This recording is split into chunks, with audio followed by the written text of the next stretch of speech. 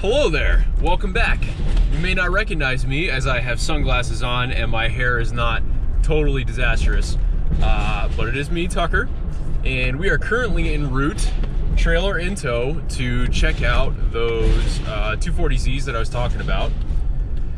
I spoke with the guy again this morning. He told me not to bring a trailer, which is dumb rule number one of when you're going to look at cars that are in a state in whatever. So hooked up old flat boy, checked our tire pressures and our lights. We are off to grab gas, and then short 25-minute ride to where all the cars are. Apparently this guy has 40 plus cars on the lot. No idea if he's gonna let me film any of it, but I guess we'll see when we get there, and I will check back in as we get closer. I'm back. Before I got there, just wanted to take a minute to bring up a point. We're in the middle of a global pandemic, right? Gas prices are at record lows because nobody is driving. I am on probably the most traveled section of highway in northern Connecticut, 91 South, just south of Hartford. Here in Connecticut, we have something called left lane prohibition on roads that are greater than 2 lanes. And what that means is that me with a trailer cannot go in the left lane legally when there's multiple other lanes. It's great for the flow of traffic, keeps tractor trailers out of the way and everything. I just spent the last 9.5 miles behind that white Dodge Journey, okay? This white Dodge Journey, very limited traffic on the road right now, okay? Wanted to do 57 miles an hour in a 65 in the middle of a global pandemic with nobody else on the road. Didn't have the common courtesy to move over to the right lane or the furthest most right lane, because we're on a 4-lane stretch of highway here. Please just pay attention, people. Use turn signals. It's really not hard. Really, really, really not hard to do. That's all. Back soon. Okay, so that was quite the adventure. Met really nice guy named Mike, 72, looking to move down south, selling off his collection of Volvos, Datsuns, and Volkswagens. Turns out he had not 4 but 5 Z cars, 240s and a 280, single 280, a fuel injected car. Unfortunately, not the haul that I was looking for, but made out very well nonetheless.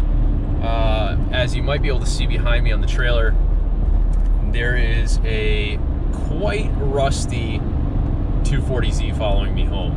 And by quite rusty, I mean unrestorable. But, caveat, silver lining, great news, its VIN number is 4650. It is a Series 1 car manufactured sometime in mid-1970. It has all 69 production dates on a significant amount of the components. So long story short, we've got some rusty gold, basically. All the lights are there, the interior is all there, minus the carpets, of course, but it was a cruise control car, so that's really cool. It has original steel wheels, with no rusting or pitting on them, which is phenomenal. All date coded, all original. To those who are not into classic cars, people hunt for this stuff for years for their restorations. So for us to be able to come across something like that with a great market and avoid it going to someone who just doesn't care, I think it's a win-win. It's an E31 head car, which is a pretty desirable head-ish. For those that are, again, looking to restore the cars. Unfortunately, the valve cover's missing, so no idea on the condition of the motor itself, but components are all there, it's all good. Round top carbs, of course, those are worth some pretty good money. Overall a win, worth it. It didn't really feel comfortable filming with the gentleman that was there. He's a little bit erratic, super nice guy, but definitely not YouTube material. Not that I'm really YouTube material either, but it was hell to get this thing out. And I'm gonna go over what we found when we get home, and it's on the trailer and ready to take a look at. So, catch you guys in a bit. I am now fed and hydrated and ready to clue you guys in as to what financial mistakes I made today. I say financial mistakes, but really this is a solid investment. Ta-da! What we have here is a 1970 Datsun 240Z that the frame has completely collapsed on. It's gone. Floors are gone. You thought mine was in bad shape. This is what I mean by not worth restoring, right? But what we have here, 570 HLS 30 04605. This was the 4,605th car to come off the production line for 240Zs. Series 1 car. So it has 240Z emblems on the side. It has the rear-mounted air vents, which were great for letting exhaust into the car.